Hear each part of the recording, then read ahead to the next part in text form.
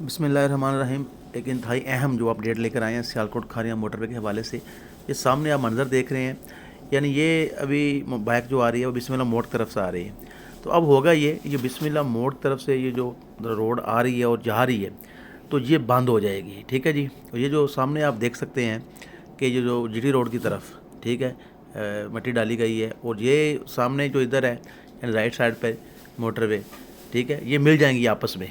तो अब फिर ये क्या होगा, अब इसमें जो अहम चीज़ है वो ये नोट करने वाली कि पीछे जो एक जगह है, थोड़ा सा आध किलोमीटर पीछे जाएं तो सेठी जो लेदर हाउस है उसके पीछे से रोड जो है वो जीटी रोड के साथ मिला दी जाएगी। ठीक हो गया जी। ये तो यहाँ से हम आपको अपडेट कर रहे हैं।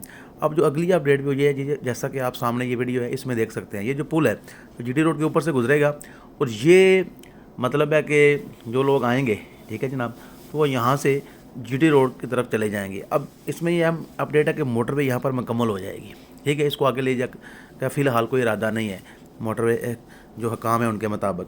तो अब ये होगा कि मोटरवे जो है पुल के ऊपर से आएगी और ये जो है जनाब जीटी रोड के साथ जाके मिल जाएगी और रावलपिंडी की तरफ जो लोग जाना चाहते हैं वो रावलपिंडी की तरफ चले जाएंगे और जो लोग हैं वो जाना चाहते हैं मतलब गुजरात की तरफ, तो वो जैसे मैंने पहले बताया सेठी जो लेदर हाउस है उसके पीछे से एक रोड निकलेगी। ठीक है, यानी वो बिस्मिल्लाह मोड़ ख़त्म हो जाएगा, यानी बिस्मिल्लाह मोड़ तो रहेगा लेकिन वो जो अभी एक्टिव है वो ट्रैफिक गुजरती है वो सिलसिला ख़त्म हो जाएगा।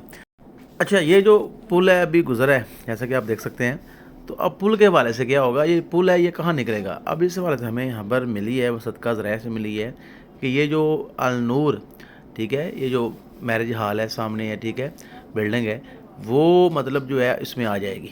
तो ये अभी देखें मज़ीद क्या होता है।